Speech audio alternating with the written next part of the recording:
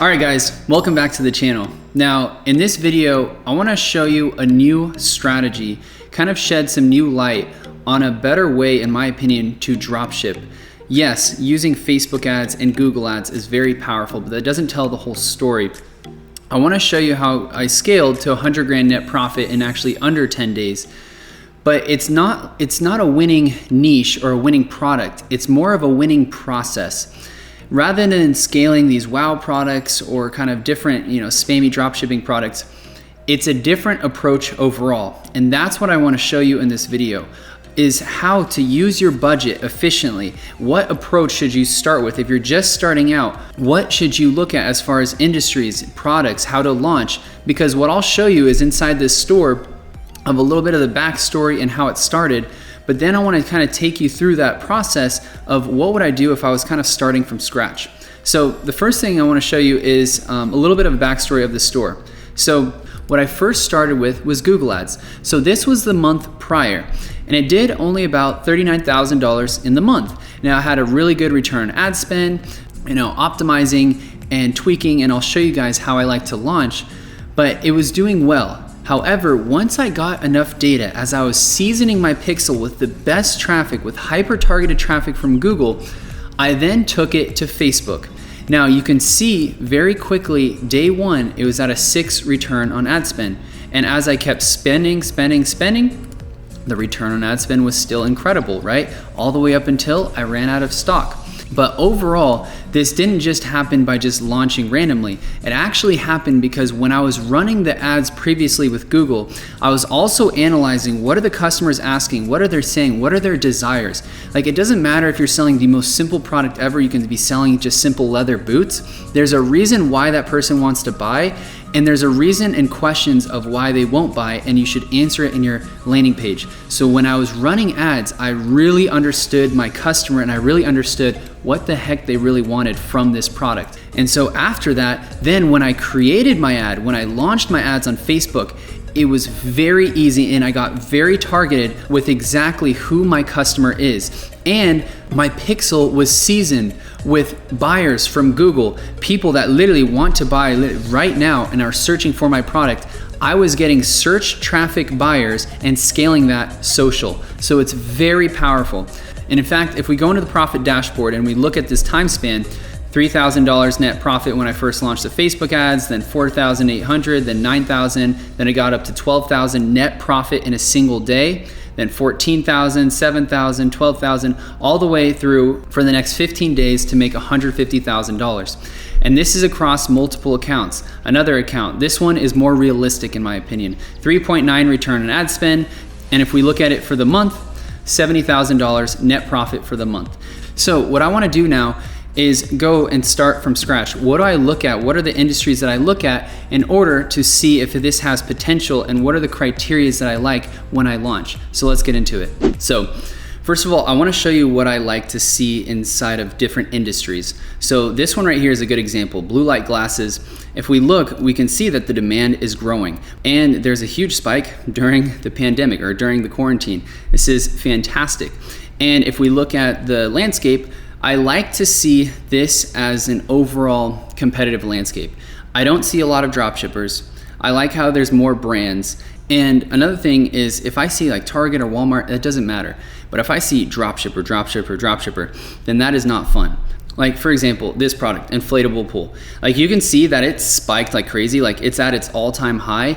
But if you look at the landscape, like this is not what I like to see. It looks like the same exact product. And even if you look on Alibaba or AliExpress, you don't really have very good margin. The margin I'm looking for is at least 50%.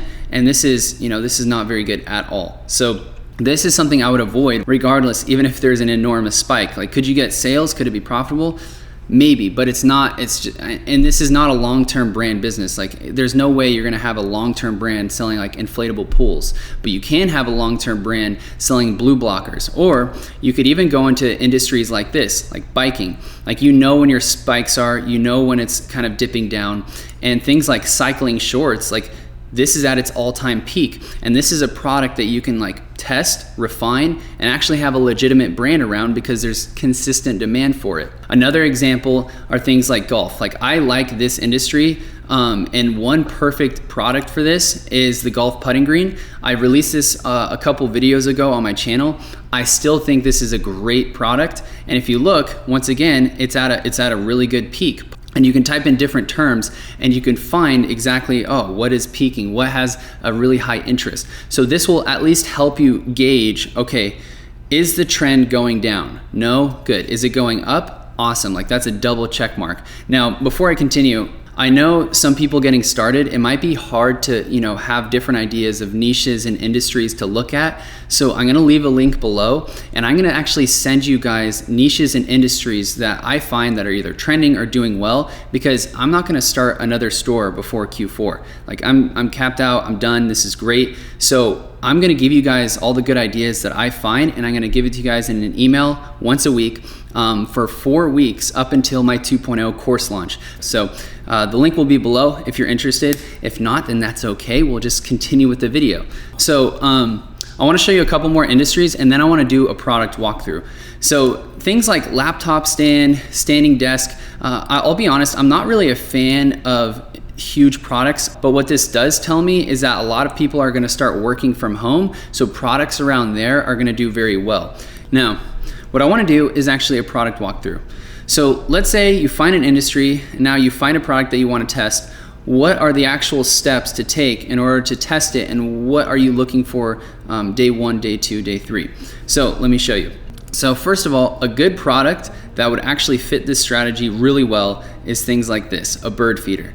Even though this seems absolutely ridiculous, this is so hyper targeted, so niched down that when you start seasoning your pixel with people who are really interested in bird feeders, I mean, it is such a unique customer. Now you could also see that it's spiked like crazy. Like people are buying bird feeders like hotcakes. So for whatever reason, it's at an all-time high.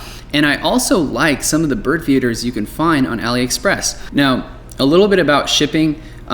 Some people are having no issues shipping from China and some people are having a lot of issues shipping from China.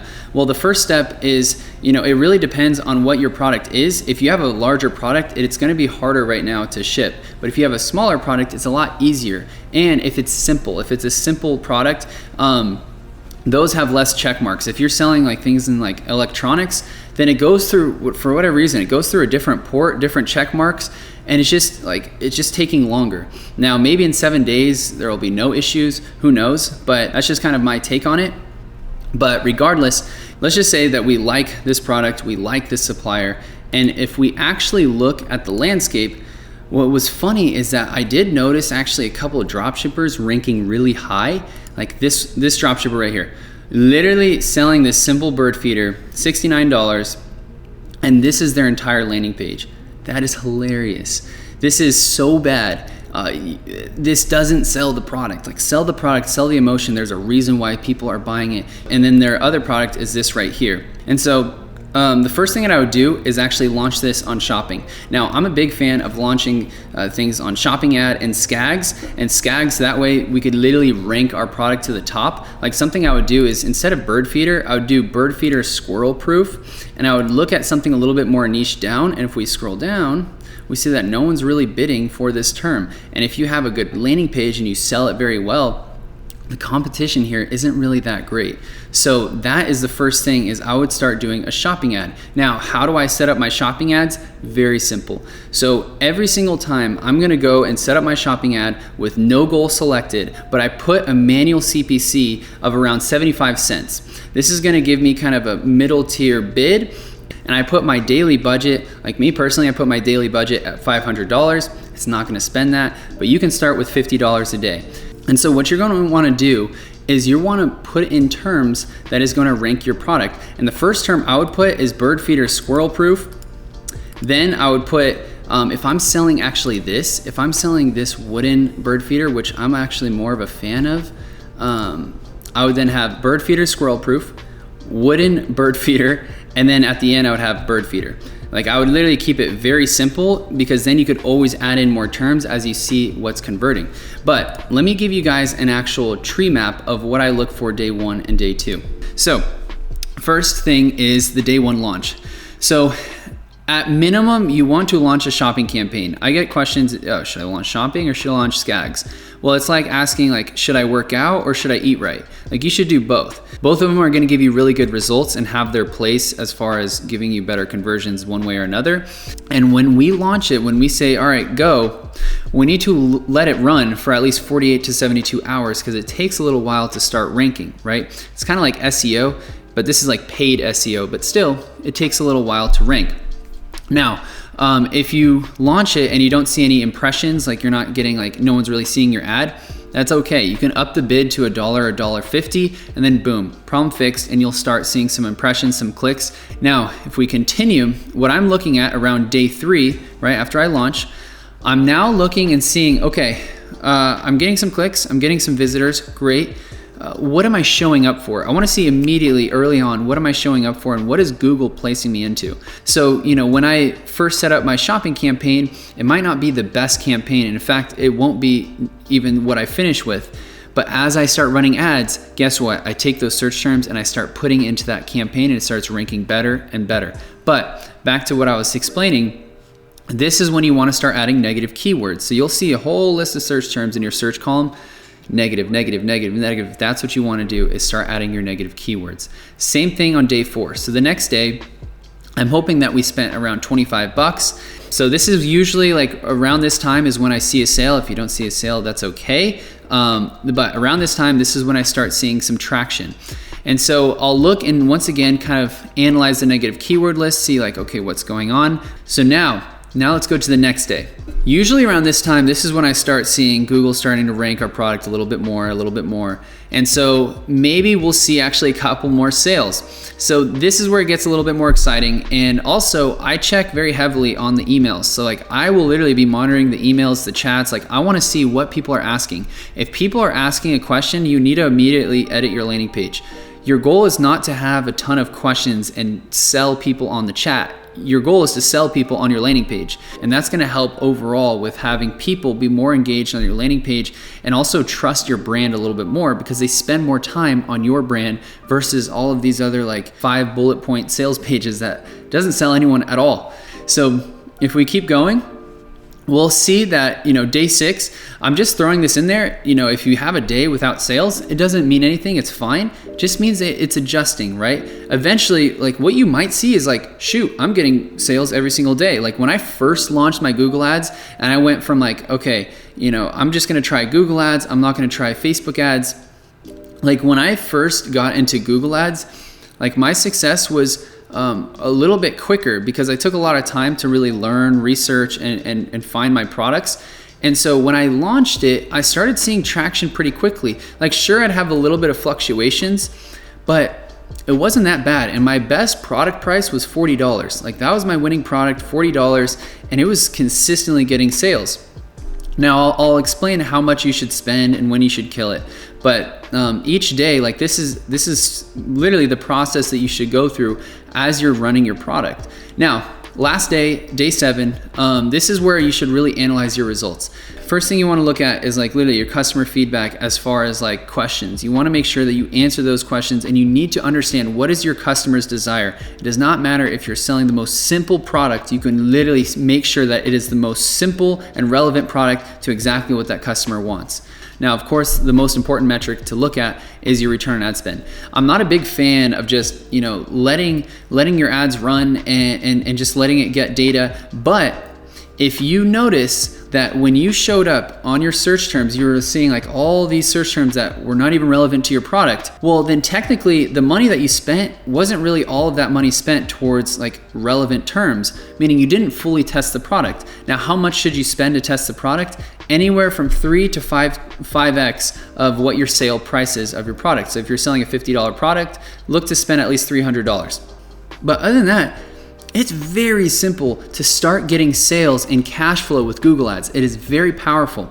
But once you start getting this ball rolling, right? Once you start seeing some sales, seeing some traction, the next thing is now diversifying your traffic and using that data to scale on Facebook. So what I want to show you is a very simple approach to scaling on Facebook. And now what you'll see here are two campaigns, top of funnel conversions and retargeting with a conversions objective. I'm very big on this specific setup. If I want to scale and I have tons of stock, then I will also have CBOs, right? But my CBOs, that strategy is a little bit more complex and it depends on what's inside your account.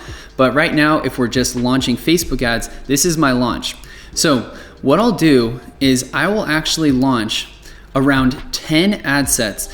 And out of those 10 ad sets, I'll have a mix of interests and I'll mix lookalikes. Now, if you're just getting started, you're not gonna have a lot of data for lookalikes. Like you need at least, in my opinion, you probably need at least around 400 add to cart events in order to make a lookalike of add to carts. So what you can do is just launch interests. And so I'll launch one single interest per ad set and I'll let it run for at least 48 hours. Now my budget per ad set is around $15 per ad set. And if you do your due diligence of your product research and you're getting sales, you will be very surprised at how specific Facebook can be to find that exact customer.